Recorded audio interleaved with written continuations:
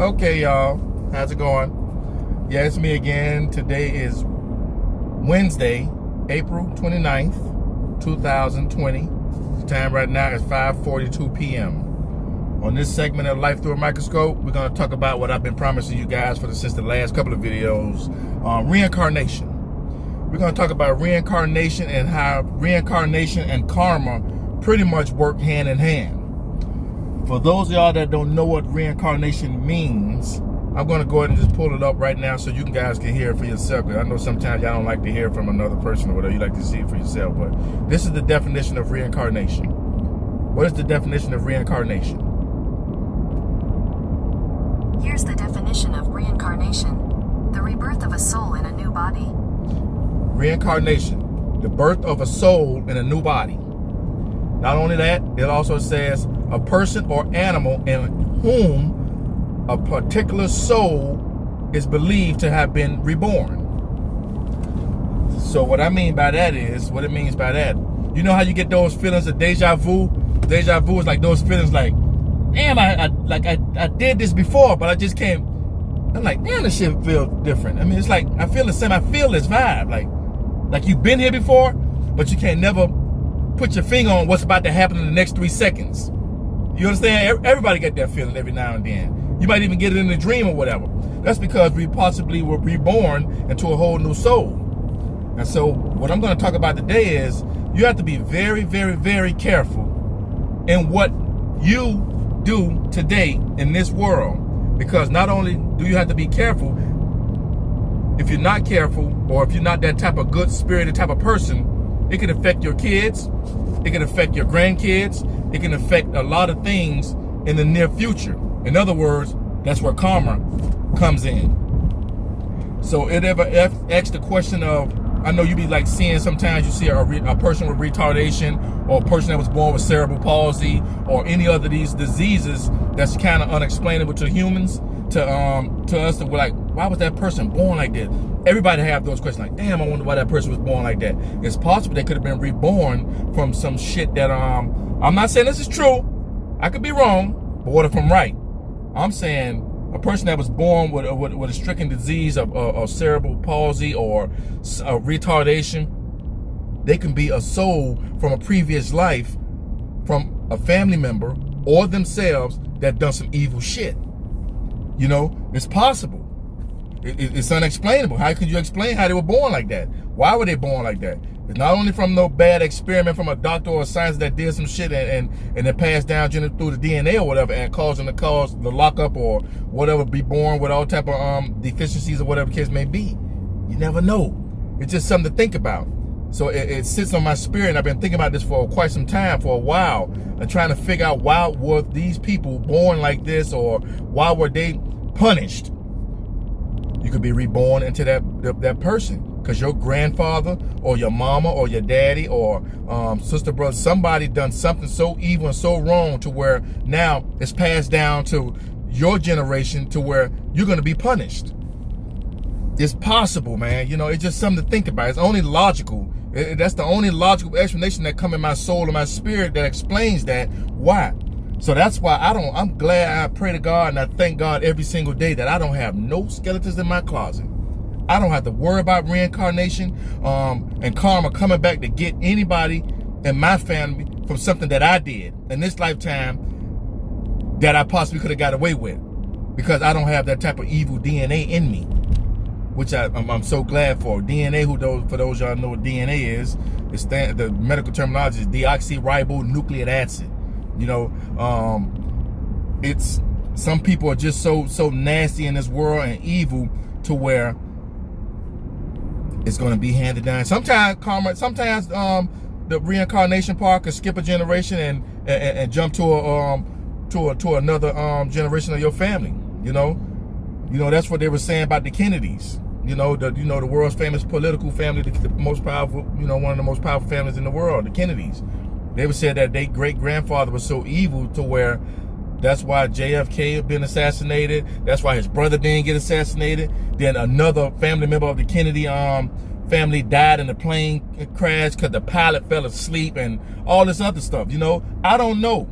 I wasn't back then when from what they said that the great grandfathers of the Kennedys done. I don't know, but it's just coincidental how these families just keep getting struck, and then they just put out, just seen on one of these magazines where they say a Kennedy grandchild or something like that cursed by drowning or something like that. There,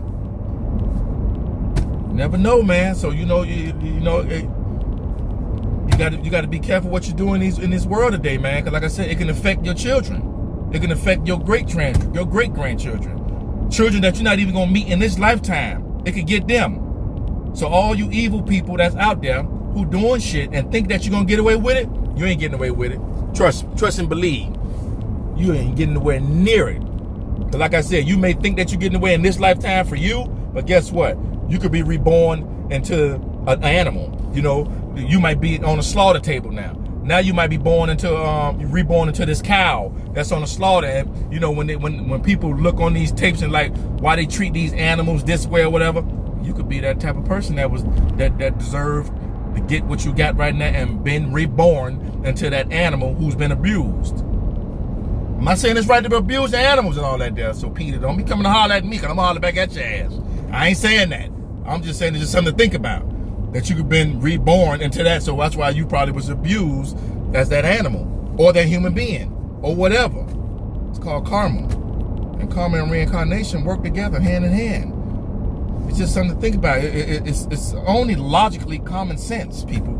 Think about it. Some things in this life is just unexplainable.